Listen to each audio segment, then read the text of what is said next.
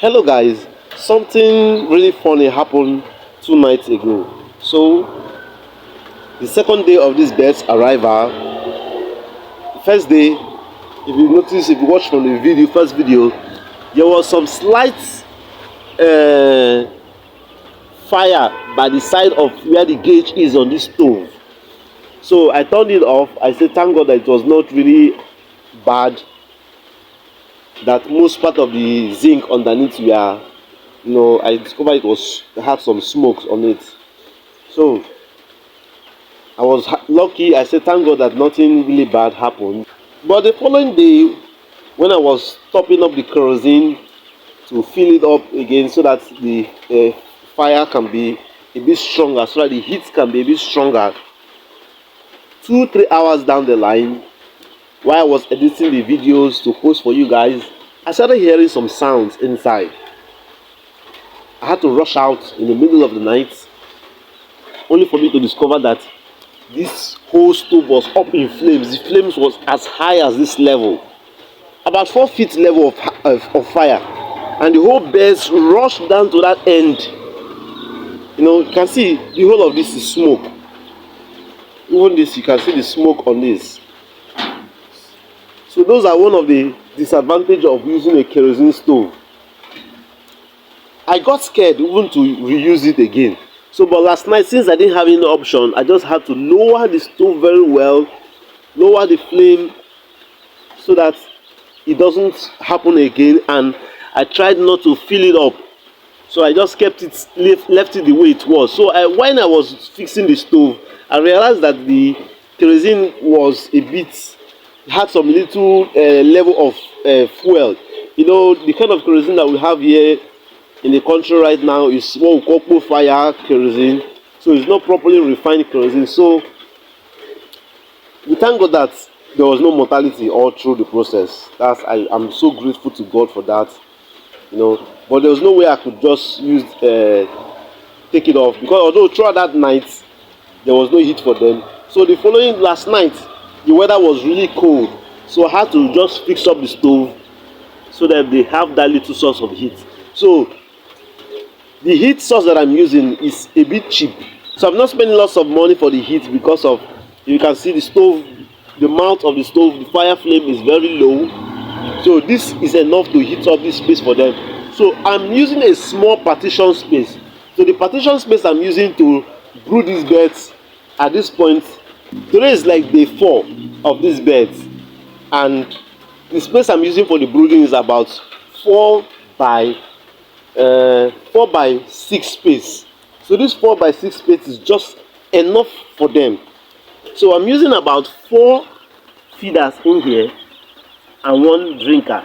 So someone on the comment section was really emphasizing that I should use more than 1 drinker, but why I am not using more than 1 drinker is intentional, because I don't want so many drinkers in this space.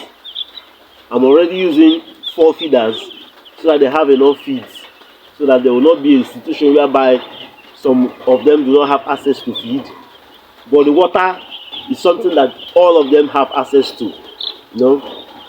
It's just that the water will get to run out after interval of 12 hours or so. So like this water, I filled it last night, and this morning now is low. So this is around 9 a.m. this morning. It's still enough time for me to refill it again, and if I refill it, it's definitely going to run through till evening hours, when I will get to top it up.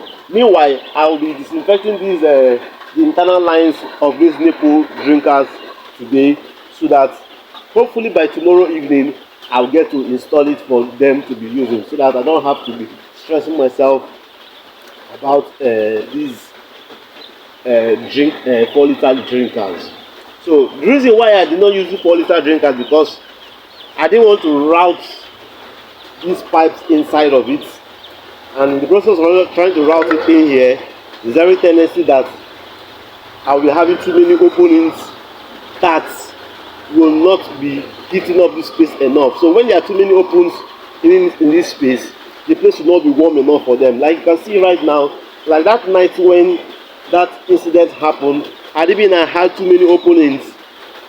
these birds would have, I would have definitely had a mortality as a result of cold, but there was no mortality because of the place was small and their own body warmth produced enough warmth that could heat up the partition space enough for them to sustain them.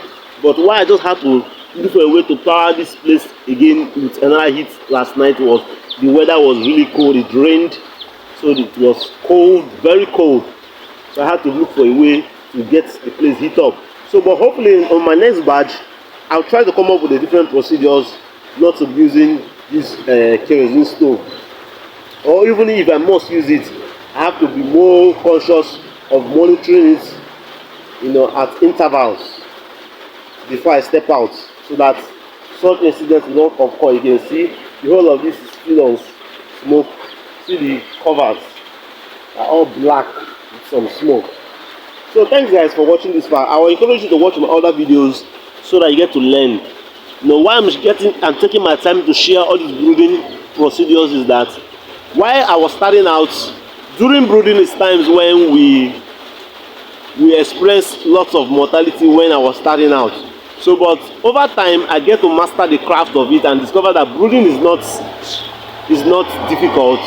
It's just a simple procedure. Just follow the procedures diligently and everything will be fine. So you can see here, despite the incident that happened there was no mortality. They are all doing very well. Yes, they are all doing very well. So thanks for watching guys. Please subscribe to this channel and watch my other videos to get to learn more about how this poultry farm business works. So bye for now.